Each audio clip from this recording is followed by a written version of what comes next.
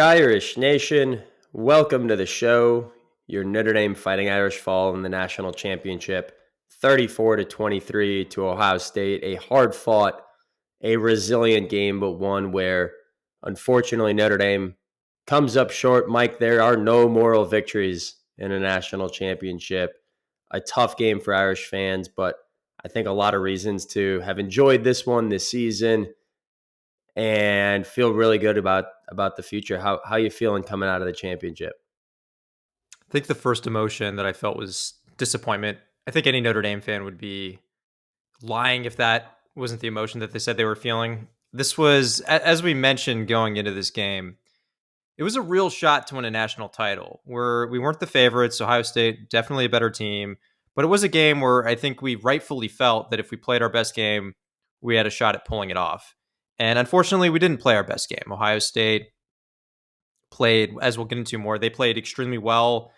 We, at times throughout the game, looked like we could definitely hang with them and looked certainly capable of pulling off a win, but we didn't show that enough consistently throughout the game to actually pull it off. So, as I mentioned, disappointment for a missed shot at the title. And who knows when we'll get another one. With the college football playoff now, you have to win 3 games, and like for us at least, per the current format. Who knows if they change it? Maybe they change it where we can get a bye at some point. But per the current format, we got to beat 3 teams, presumably very good teams, to get a shot at the title. So even if we're a bona fide top 3 team, there's no guarantee that we'll get to a title game. So I think when I take stock of that, that's kind of a sort of like a gloomy cloud hanging over my head. But in the time since then, my emotions have become a bit more mixed, and then I've gotten to the point where I look at the season as a whole and I've become appreciative for it. We certainly had no expectations of a season like this coming in. I think Brett, both you and I were optimistic. We thought that this team was one of the better teams potentially that we've had in a long time, and I think we were cautiously optimistic that we could potentially make a run. But I don't think either of us would have guessed that we would have put together a run like this. We didn't win the title, but I think Marcus Freeman has firmly established this program as one of the top programs in the country. He's certainly cemented his status. He's not even an up and comer anymore. He's a star at this point. Just a ton of credibility for his program, for Marcus Freeman, and yeah, I think the future is bright. It's going to be tough to get back in a position to win a title for the reasons I mentioned, but I think this season has shown that we're trending certainly the right way. I think we've come about as far as we have since Lou Holtz. I think that's you can easily state that. We won 2 BCS bowl games. We don't have to hear that stupid stat anymore, which honestly doesn't even matter, but I'm just glad that we don't have to hear it anymore. And we also beat some really good teams. So even the narrative that we can't Notre Dame doesn't show up in big games, that's gone too. Now what that means is the narrative has solely shifted to the national title and the fact that we haven't won one, since '88.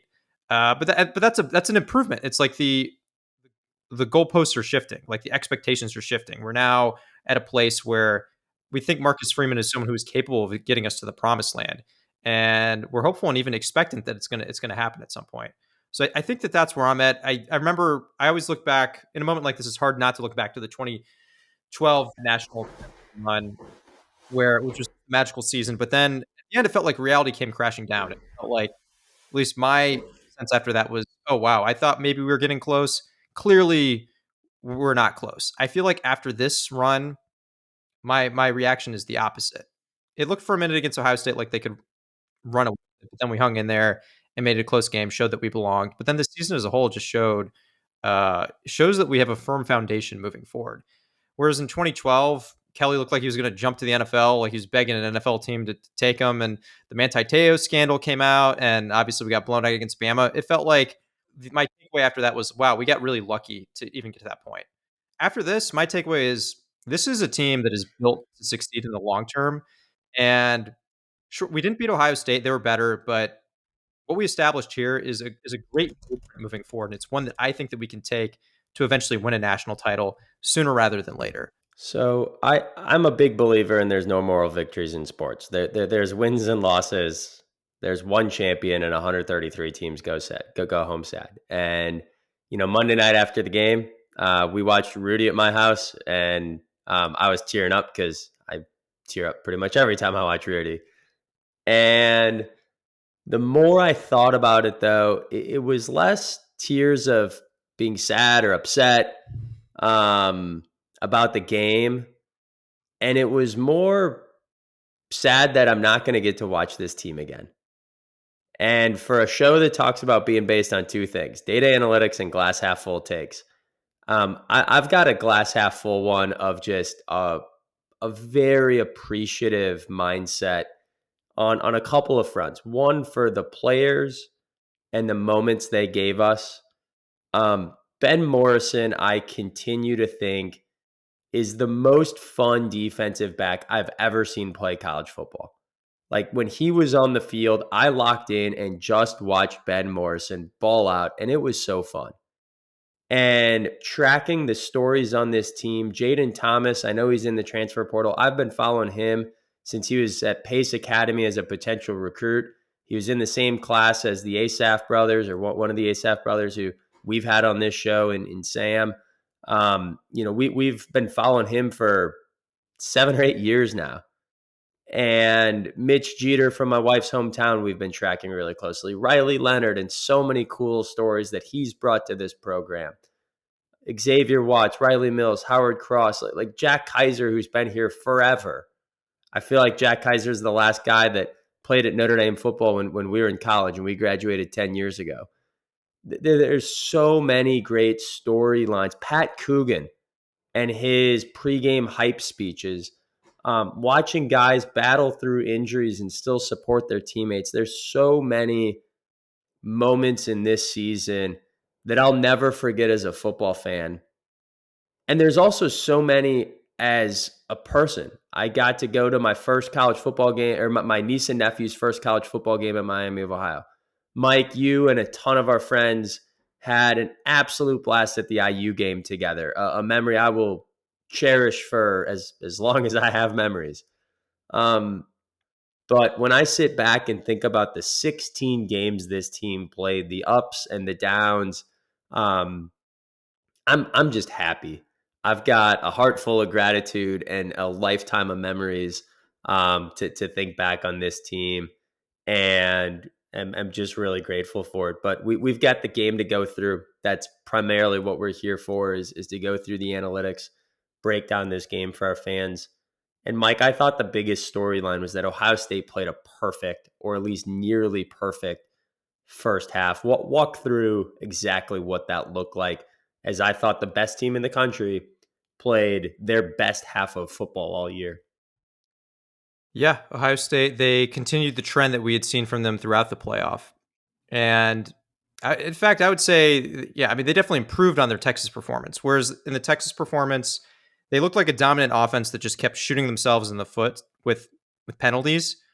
Basically, they did that against us, but then they weren't. You removed the penalties, and they were just marching downfield constantly. So it was essentially a perfect first half. That first drive that we had on offense, we'll get into that more a little bit, but that it was what a tone setter. Gave me hope that we were going to be able to pull it off, just because it seemed like we were just bullying them. Obviously, you can't run Riley Leonard like that the entire game, but Ohio State took that and they followed it up with, essentially, as I mentioned, a perfect first half.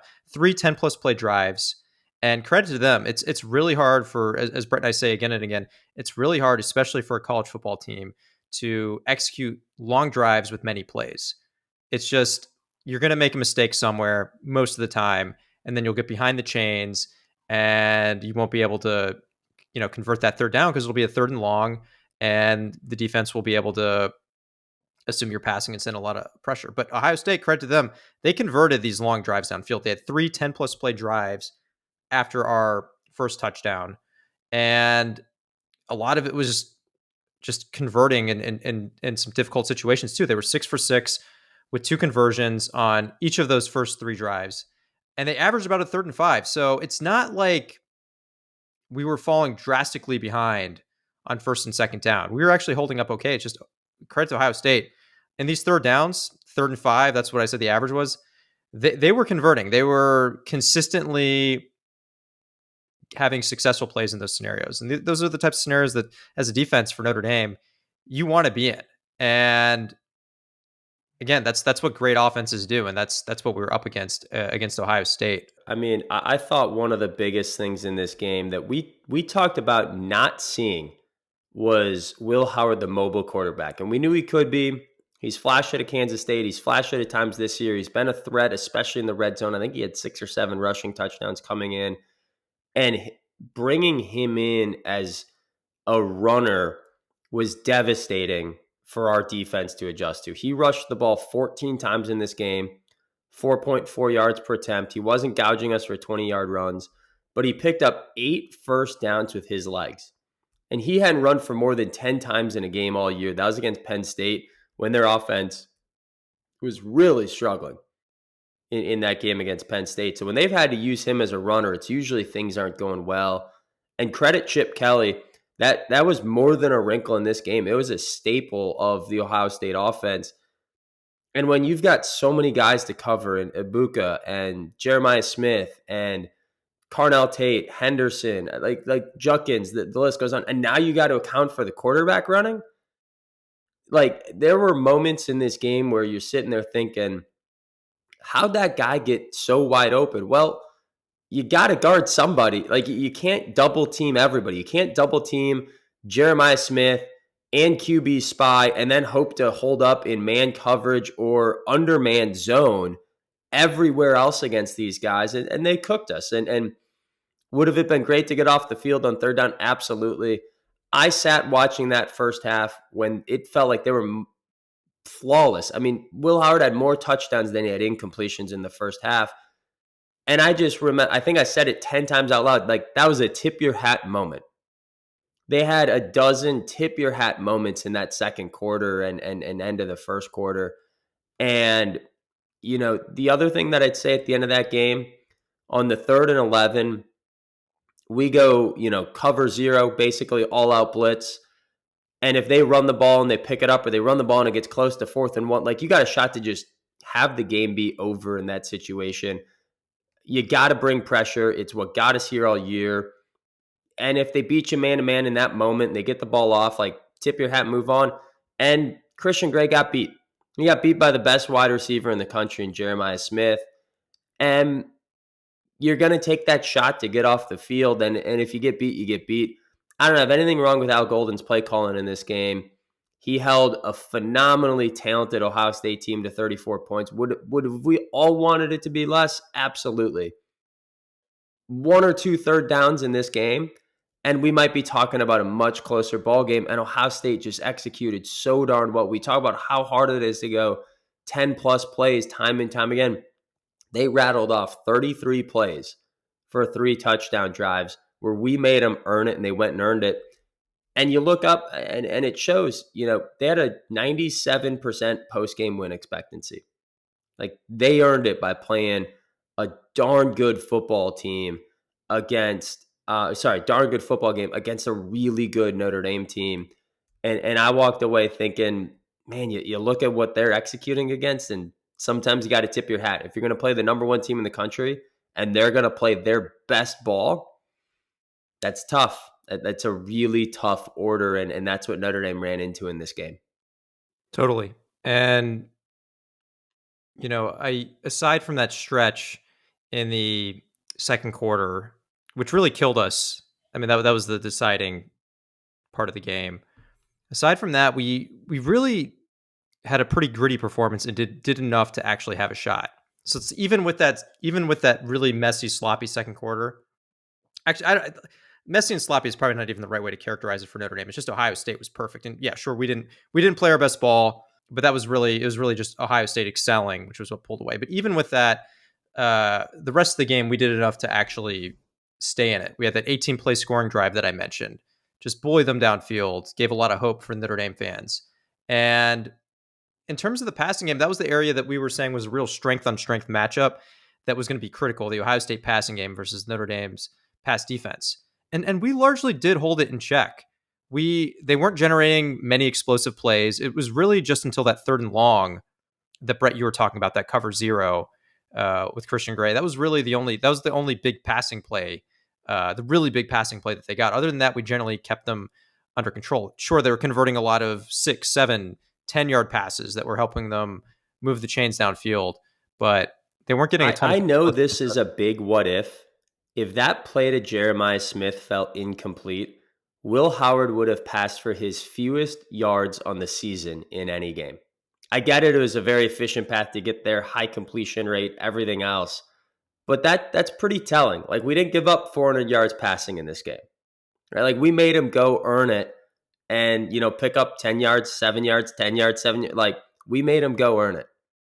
Yeah, absolutely. It's what I was talking about before. It's just we were saying, hey, we're going to challenge you to take 12 plays to go downfield, and you're going to have to be successful on third down, and you're going to have great decision making from the quarterback.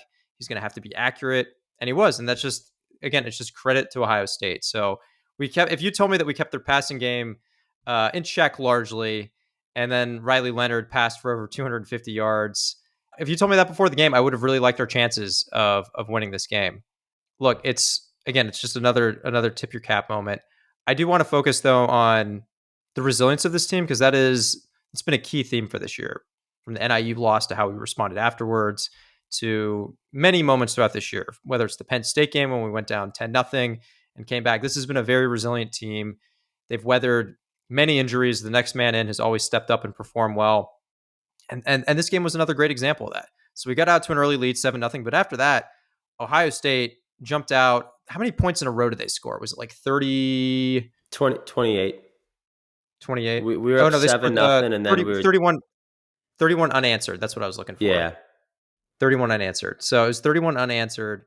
And yeah, I mean, look, it was looking pretty bleak. It looked like we were maybe going to have another Alabama BCS national championship situation in our hands. But the team responded. We responded after an Ohio State field goal that gave Ohio State 31 points with our own touchdown drive. And it was a 10-play drive. And I believe that was with Greathouse. So that was Greathouse had Riley Leonard threw a ball to Greathouse. Greathouse made a great play. And it was the cap to a nice drive downfield. Follow that up with another touchdown drive.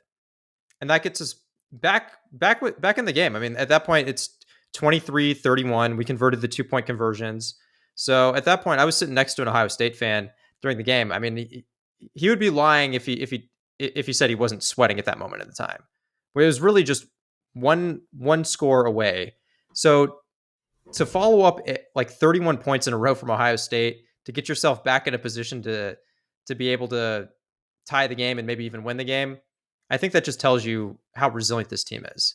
But it's also, look, there's two sides of this. It's also disappointing, because if we were capable of doing that, if we had a little bit more of that in the second quarter, it tells you we ideally wouldn't have even found ourselves in this situation to begin with. It tells you that it is a team that is capable of hanging with Ohio State and capable of beating them if they play the right way. So, but still, you got to give credit to the coaching staff and the team. They band together, they don't give up, and they took a heck of a gut punch from Ohio State and hung in there.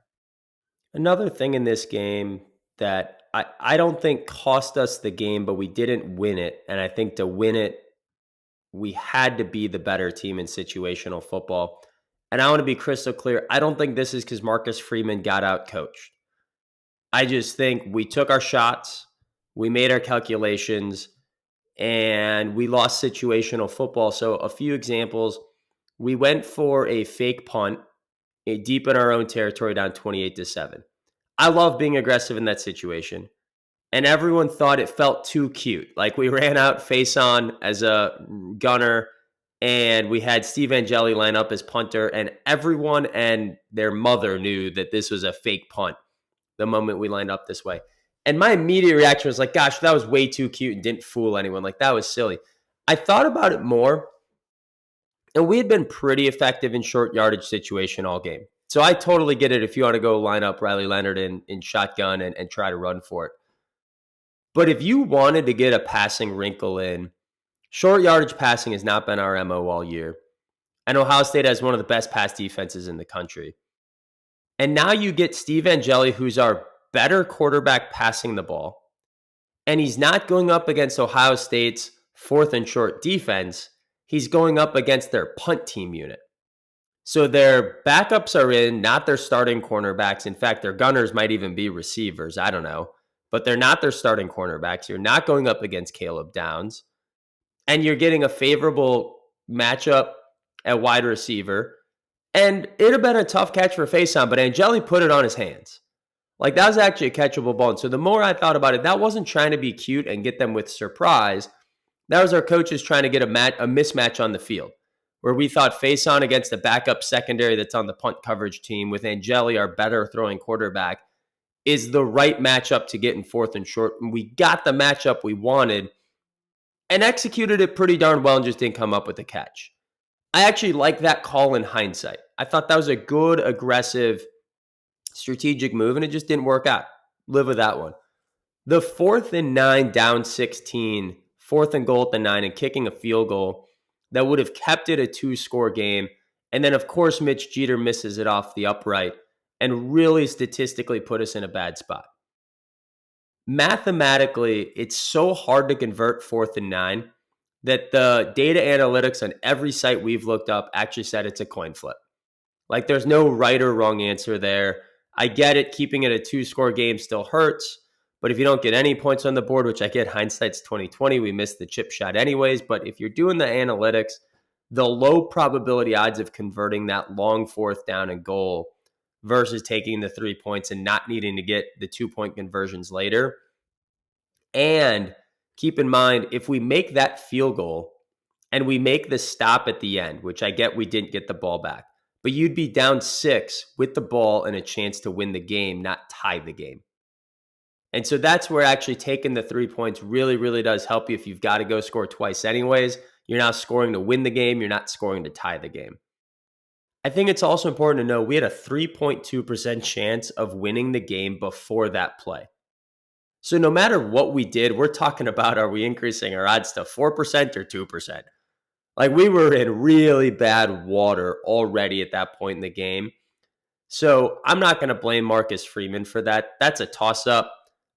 He's got to trust his gut on that. Like, I thought it was an okay call. In the moment, I was like, gosh, I feel like we should go for it. We've been all aggressive all year. But you actually stop and do the math on what 4th and 9 means and the probability of converting that play. I think it's an okay call. So nothing that we saw from Marcus Freeman said, gosh, we really screwed up this one.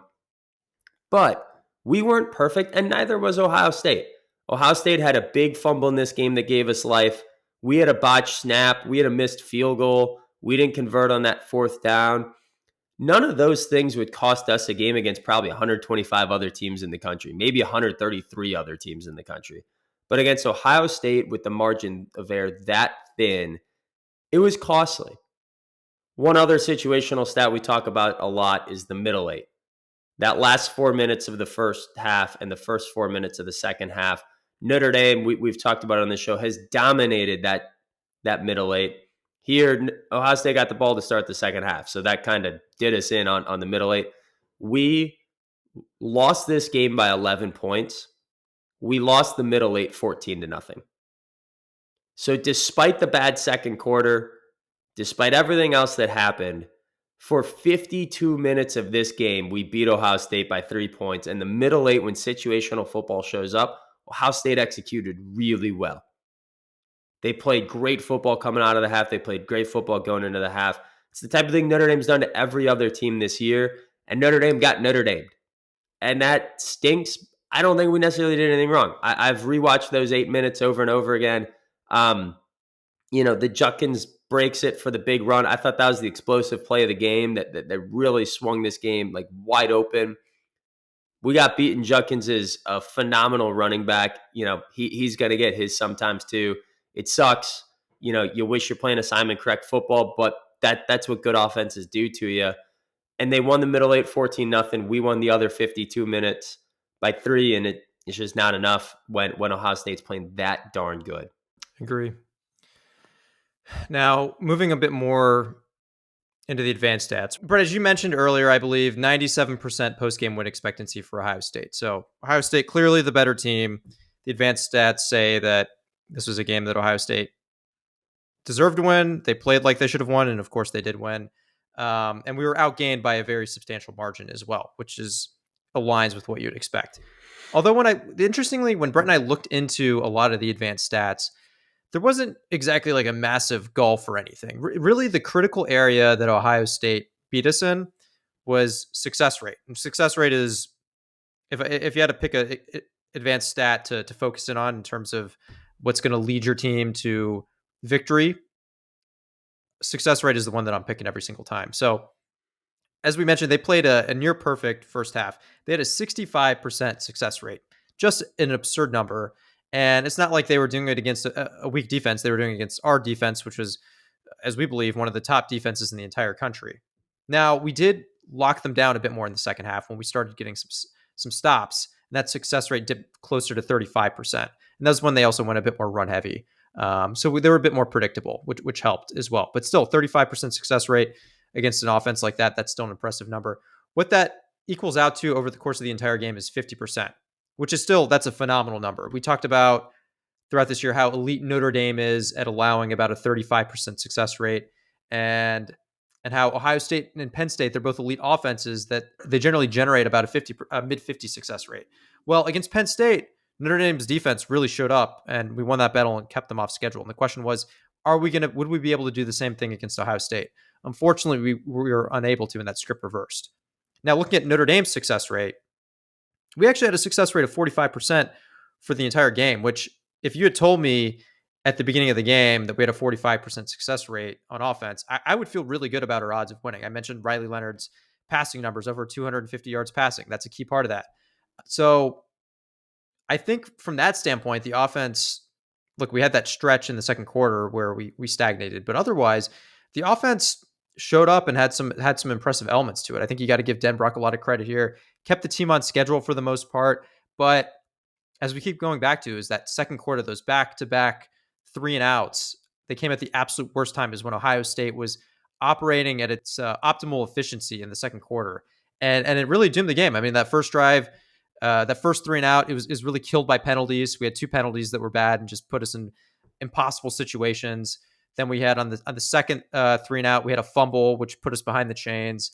And then we just couldn't get anything going on that last out. And unsurprisingly, that led us to a 29% success rate in the second quarter. So while Ohio State was operating in the 60s from a success rate standpoint, in the second quarter, we were down in the 29% success rate. And that was just a massive, massive swing. But otherwise, if you look at the other advanced metrics, we were pretty close to Ohio State. In terms of explosiveness, I think, if I'm looking at this right now, I think technically our explosiveness was a bit higher. Yeah, our explosiveness was actually a bit higher than Ohio State's. They had that Judkins 70-yard run, which from a win probability standpoint effectively ended the game. Obviously, we continued to claw back after that. And then they had the 56-yarder to Smith at the end of the game that definitely ended the game. But aside from that, not a ton of explosiveness. That's what we were saying. Notre Dame, we've really forced them to just march downfield, convert successful play after successful play. Most offenses at the college level are not going to be able to do it. They didn't get done with the explosiveness, which was part of our game plan, I assume, going in. And then on our hand, on offense, we were able to generate not a crazy amount of explosiveness, but some explosiveness. We had Greathouse had 3 catches of 30 plus yards, just a monster game, followed up a monster Penn State performance as well. So that's 2 great games in a row for Greathouse. Not to go off on a tangent, but looking forward to see where he grows as a player after seeing him put up such a great performance against 2 great defenses. And then on top of that, we had Evans who had a 30 plus yard grab. So we had some explosive moments as well. So that was essentially a wash. And then finally, the last key metric that we're going to focus on here is havoc.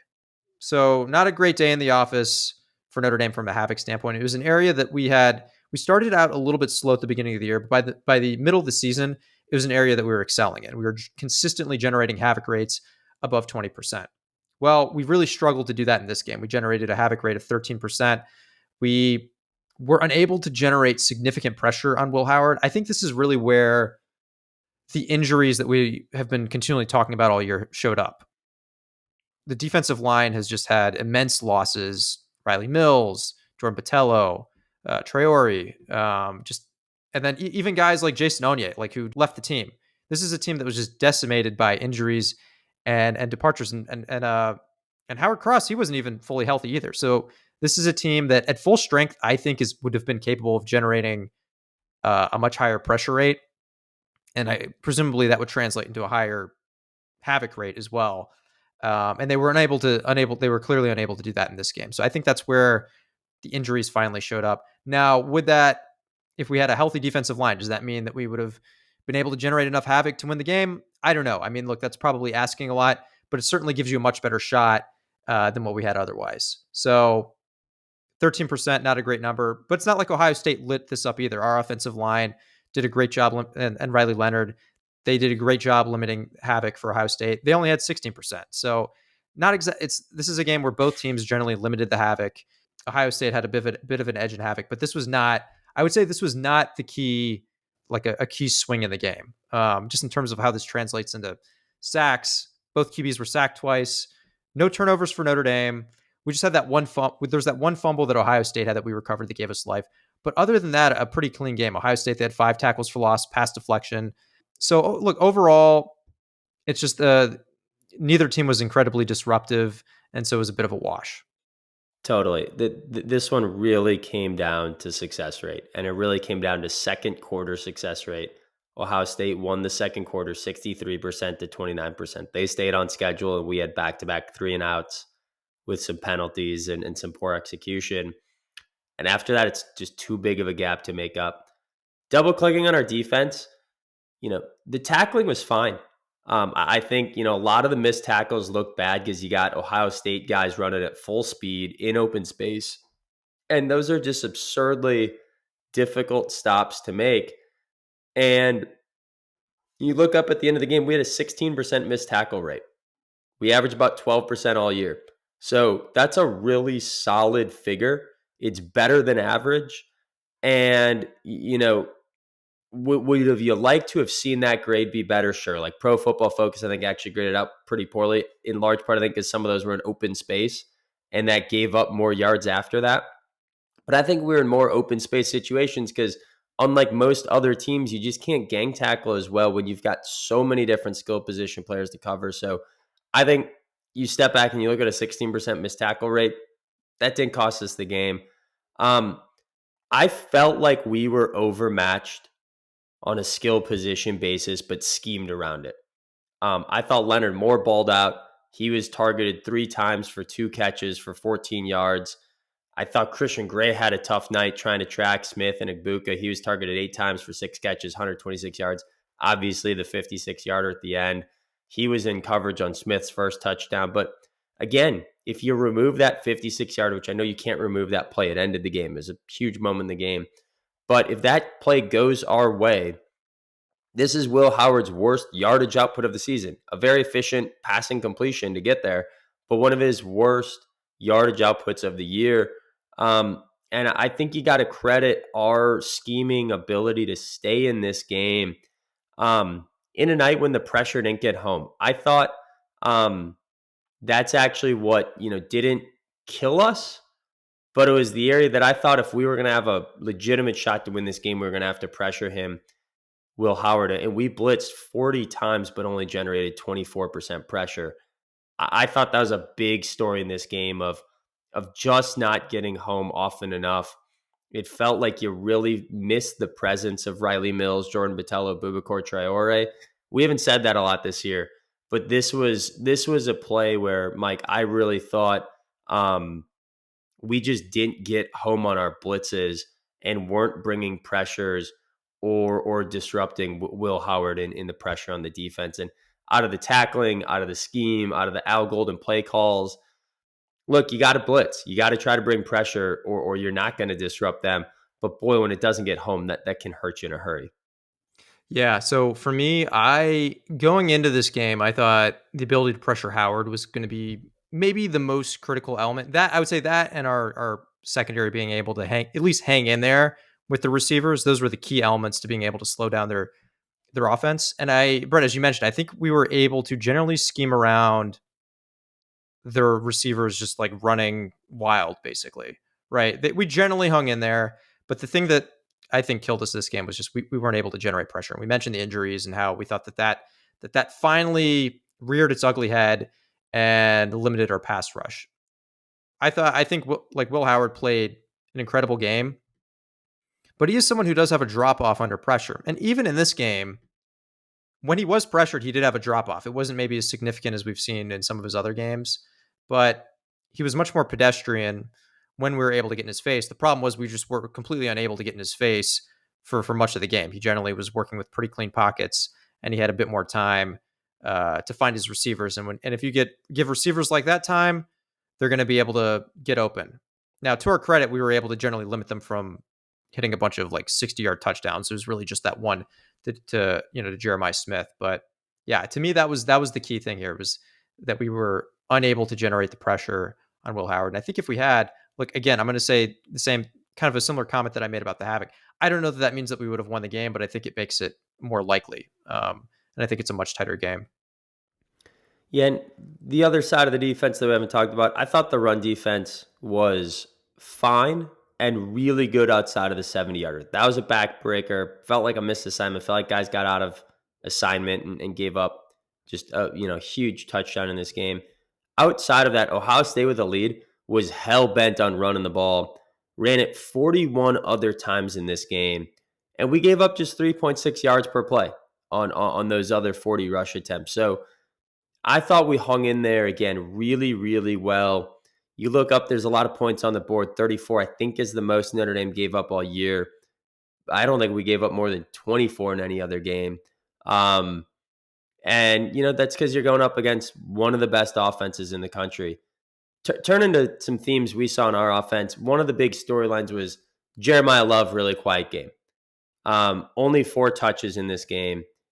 But all year, Jeremiah Love has not been a 20 carry a game back. And all year, Mike Denbrock's offense has been built around taking what the defense gives you. And it was very clear early on that first drive when we were running RPO, and when we were showing pre-motion looks, they were keyed in on Jeremiah Love and Jadarian Price and on crashing on the running backs. So we leaned on the quarterback run and ran the ball 9 times with Riley Leonard.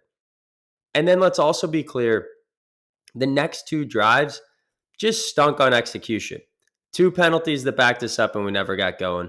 The second one, we've said it now a few times, it started off with a successful Leonard run, followed by an errant pass on 2nd and 5 that was wide open.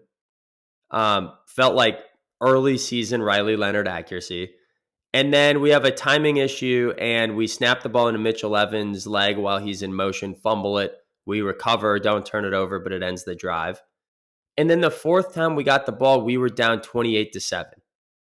Well, once you're down 28-7, I'm sorry, but the day for Jeremiah Love to get 15 carries is come and gone, and you got to grip it and rip it in your passing game to get back in, and that's exactly what we did.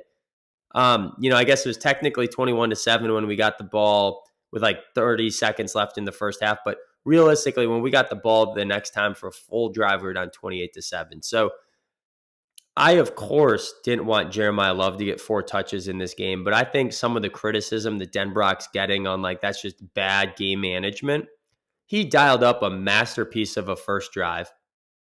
We have 2 poorly executed drives, and after that, it's in pass mode to come back down 28-7. Like, you can't run the damn ball at that point in time. There's just not enough time in the game left. Like, you've got to have quick scoring drives.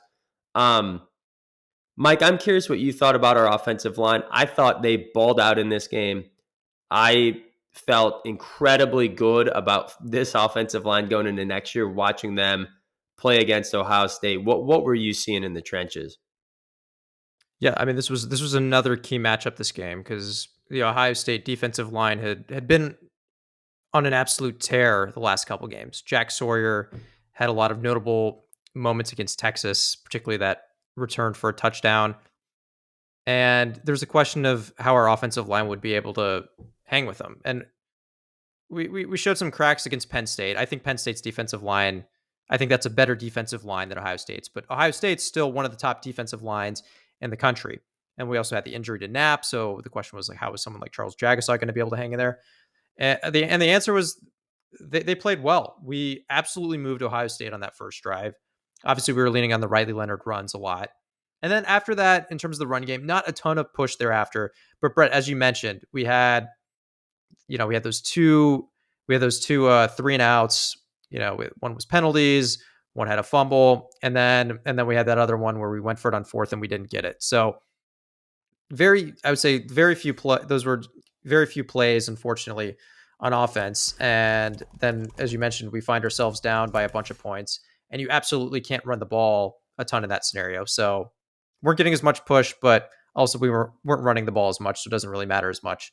And then when it was clear that we were in full passing mode, I thought the line held up really well in pass protection. I mentioned the havoc numbers. We weren't allowing Ohio State to disrupt us in terms of sacks, in terms of deflected passes.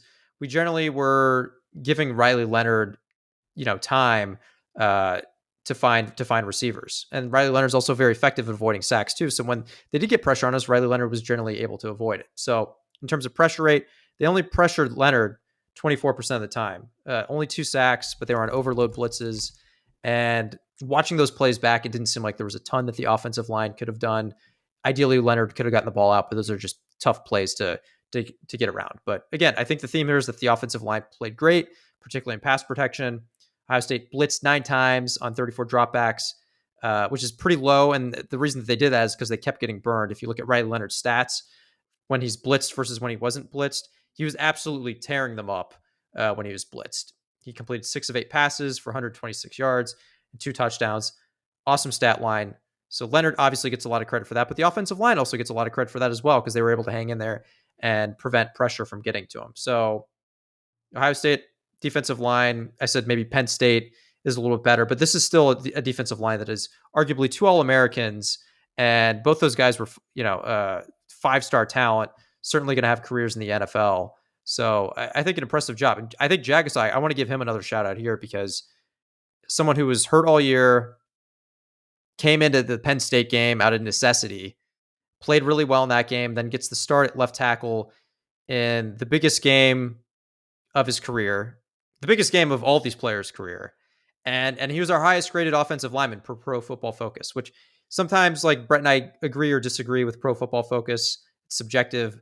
But I do think Jagasaw played really well, especially given the circumstances. So look, I think it bodes really well for next year that someone like Jagasaw played as well as he did against top competition in a big game. So yeah, just in sum, I think the offensive line, it was a tough assignment, and I think they did well. I think they performed about as well as you could have hoped, and certainly from their side of things, they held up their end of the bargain. They played well enough to put us in a position to win. 100%. I mean, we now know some transfer portal news, and this year we basically had 8 offensive linemen get playing time in a meaningful way because of all the injuries we had to Jagasaw, Anthony Napier at the end. Ashton Craig had gone down. There's been some injuries at guard, and basically it sounds like the 3 guys that the coaching staff said, "Hey, you're probably not the starter next year," have left in Pendleton, Pat Coogan, and Rocco Spindler. And that's a big bummer for depth. We'll get to that more in our next show. But what's really stood out to me is if Notre Dame wouldn't have won these games, or Anthony Knapp stays healthy and Charles Jugasa doesn't get a chance to go, we might not know that. Like, we might not know Charles Jugasa is the guy going into next year. And so I think for this locker room to know that those 5 players are in place in the offensive line, amazing. I thought Riley Leonard and Jaden Greathouse deserve shout-outs. Riley Leonard balled out in this game. There are some things to nitpick. When we had those 2 3-and-outs, I thought he missed a couple of wide open guys that felt like we were back to the September version of Leonard. Just errant throws, looked like he had happy feet and just not good footwork. But after that, he settled in, he scrapped, he clawed his team back. He rushed 9 times on that first drive, had the wind knocked out of him twice. He's throwing up on the sideline. And then he stays in there and just goes and executes. Was better under pressure in this game as a passer, something we've talked about all year long. I thought by far his best passing performance. And then Jaden Greathouse, my goodness, what a coming up party. You're talking about a guy who's tracking towards less than 400 yards on the season and posts not 1 but 200-yard receiving games. The only 2 times a Notre Dame receiver did that all year. And you go back to the UVA game. So going into the UVA game, he had a 42-yard deep catch against Navy. He had 5 catches for 66 yards against Florida State. He had 3 catches for 43 yards against Georgia Tech. Like, you're starting to feel like, okay, Greathouse is starting to find his groove a little bit. Gets hurt in the UVA game. Was cleared to play the rest of the way, but since then hadn't topped 17 yards in 5 straight games. And you're just like, God darn it, like another Notre Dame wide receiver just kind of falling back into the mix. And he then absolutely balls out against the best competition in Penn State and Ohio State. And I saw an interesting stat coming into this game. Ohio State gave up 8 catches all year of 30 or more yards. Notre Dame had 4. Mitch Evans had 1. And Jaden Greathouse officially logged 25% of the 30-plus yard plays that Ohio State's number 1 defense in the country gave up all year. If that doesn't get you salivating for what this offense can look like next year, with Greathouse leading the wide receivers and Love and Price in the backfield, and whether it's Angeli or CJ Carr, I mean, gosh, talk about improving your NIL value in the last 2 games of the year. Like if we don't beat Georgia, Jane Greathouse, like we're going into next year saying who's number 1. Like this Jane Greathouse guy, I guess, is our leading returning receiver with 400 yards, but like he's not really WR1 material. He hasn't been able to stay healthy. He hasn't been able to be consistent. We'd be having that same narrative again. And now going to next year, we're like, we got our stud. We got our guy that can go ball out. Just got to keep him healthy. But like he's WR1. Steve Angeli, get him the ball. And I'm super pumped for that guy. I'm super pumped to watch him emerge next year. And then, Mike, I think the last thing, I hate making an excuse, but I think it's impossible to not talk about the injuries in the context of this game. I know we've covered it. The media's covered it. Everyone's hit it ad nauseum. But how much of an impact do you think that had in this game? I mean, for me, I mentioned I think where it really hurt us was the pass rush, and I thought that was a critical element coming into this game. I think we absolutely needed to get pressure on Will Howard to have a shot at winning this game, and we were unable to. And I've seen what this defensive line looks like when we're healthy and when we're not healthy. And the fact of the matter is, when you have a healthy Cross, a healthy Mills, you have someone like Patello or Traore on the edge, they can generate a pretty substantial pass rush. Like we've seen that. And then even if a couple guys are dinged up, you do get a drop off. And of course, we've been able to get around that with some creative blitzes and some schemes and things that Al Golden can do. But a big strength of this team when it was fully healthy was that they were able to generate pressure without sending blitzes. You just have 4 men up front and they're able to get there. You have, particularly on the interior defensive line, you can cause that the interior offensive line to push back. The quarterback has to fall back, and it just completely disrupts what they're trying to do. So I think that that's the key area. I think someone like Ben Morrison, of course, you would want.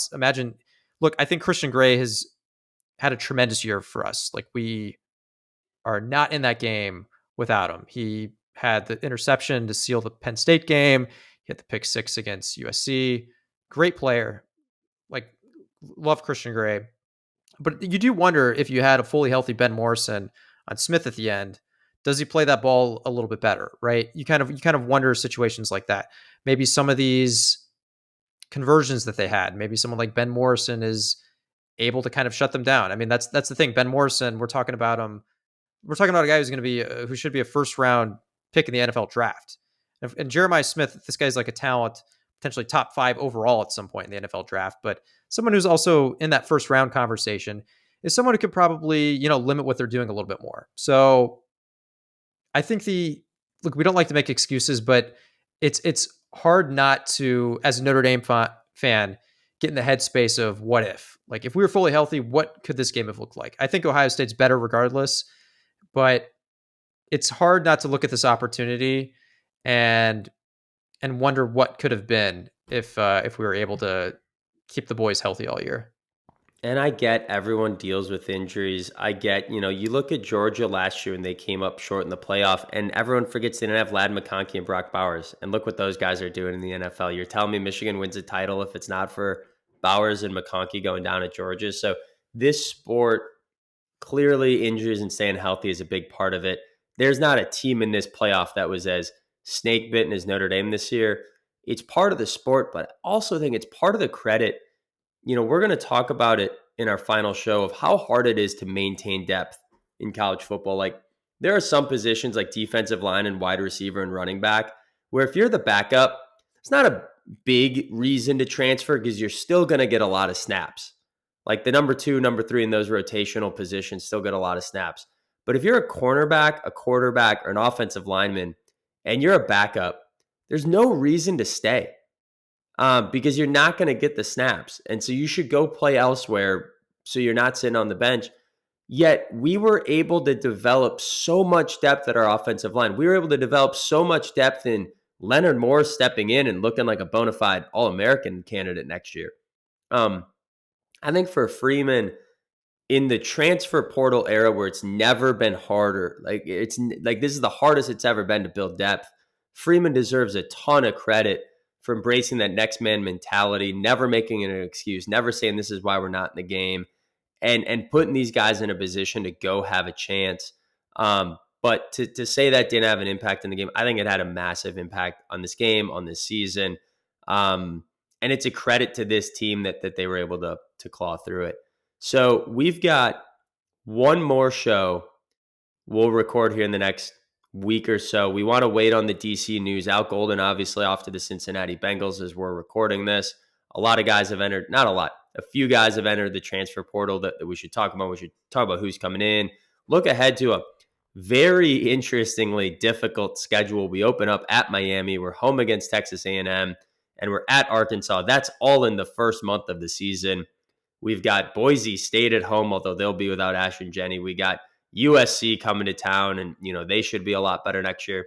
And we had the number one passing yardage offense in the country with Kyle McCord and Syracuse Orange. So a tough schedule for Notre Dame, and a lot of change now at coordinator. A lot of change with guys off to the NFL and otherwise on both offense and defense. So we're going to have the way too early look for Notre Dame fans. But the quick preview, I can't imagine I can't remember the last time I felt this good going into an offseason saying, okay, like 10 wins, I don't know where it's coming from, but I feel pretty darn good when you start looking at the offense. You start looking at who's coming back on defense. It just feels like Notre Dame fans, should never take this for granted because it's so hard to stay at the top. It's so hard to get back to that title game and have a shot at it. So cherish this season for as long as you can remember. But we should feel real hopeful going into next year too, in a way that it's just such a better silver lining than, Mike, you brought it up earlier in 2012, Kelly going away or, rumored to go to the NFL, the Everett Golson cheating scandal, a bunch of guys were suspended, Manti Te'o and Lene Kakua scandal. Like, just like everything was in chaos. And as of right now, it feels like so much stability around Notre Dame making this championship run. It's a good spot to be in for Notre Dame fans, despite coming up on the short end of this one. Yeah. And then I think just one final thought I have is, while the injuries were frustrating, if we're looking ahead to next year, which you kind of already hinted at this, Brett, the reason that one other side of the coin with the injuries is that a lot of guys stepped up and proved themselves. And these are guys who are going to be key contributors next year. So it's a reason to feel better for next year, like someone like a Leonard Moore, right? Various guys on the offensive line.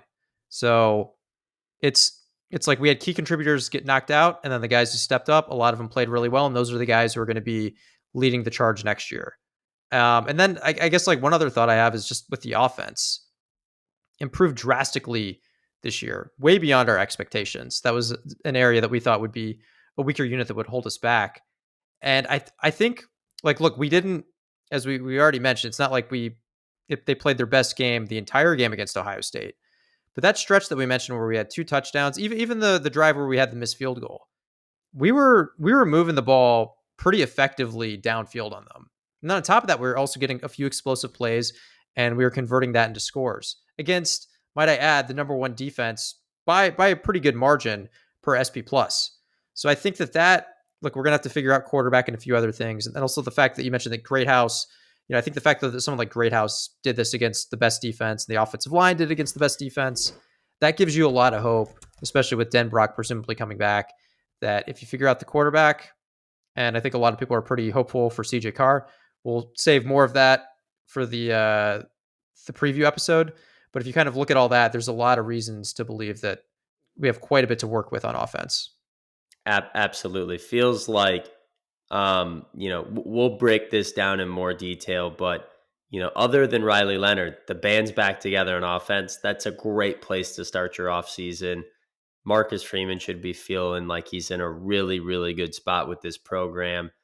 And until we cover our final show, I think it's, I guess as it Irish beat Hurricanes, or are we going with Irish beat everybody?